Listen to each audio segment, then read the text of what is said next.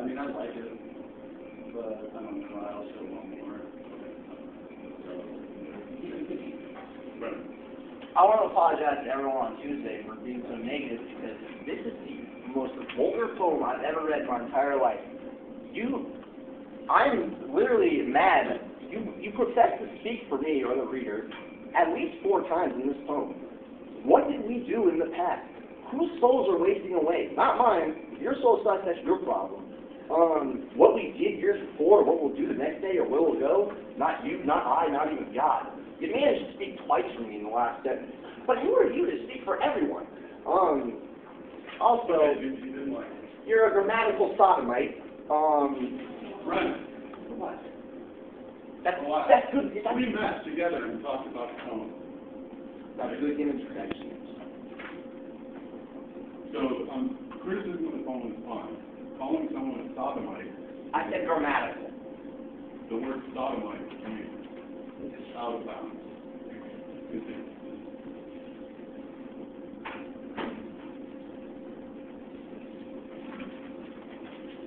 No. Oh, you say continue? Yeah. Oh, yeah. I don't like the planet that's steadily wasting away. I think it connotes the political tone. The reader doesn't care about the author's personal agenda. Wasting away is kind of a weak word anyway. Peace is all we want, not me. So, weird, Wasserian. We tell ourselves out loud, you don't need out loud, for one.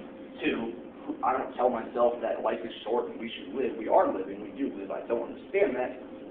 But we're afraid.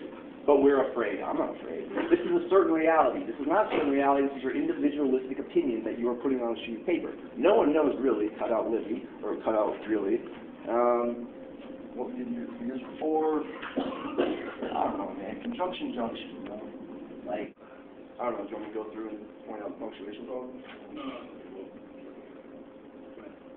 I really like the comparison, like, if you're going to talk about the Bible and God and how you so pretentiously know it all, you punctuate, man.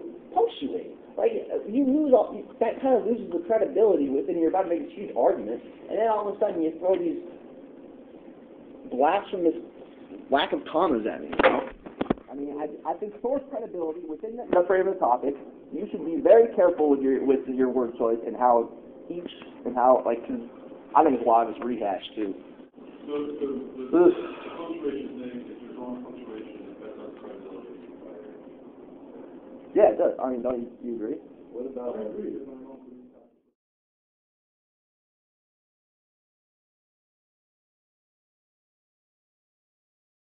But that's a paper. There's a big difference. There's a big difference. See, what you guys are trying to do here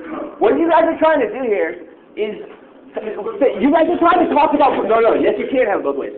You guys are trying to talk about punctuation like, oh, whoa, the grammar cop, punctuation, you don't need it. You're right, in your Facebook post, you don't need it. Go write whatever, you don't need it. In poems, we have read articles, scholarly articles, so if you argue with me on this one, you're arguing with the best, you know? That has directly said, you know, like, you will lose source, like, you need to punctuate correctly. That, you need to consider each conjunction, each word, each passive voice.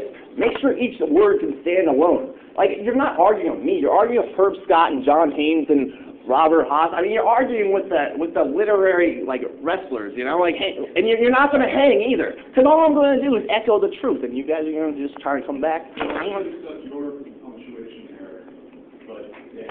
No. Because I turned in a 5-page paper. There will be punctuation errors in my 5-page paper. There will be punctuation errors in everyone's paper. A paper's not a poem. That's a big difference. And I think that's a cheap shot. All right. It's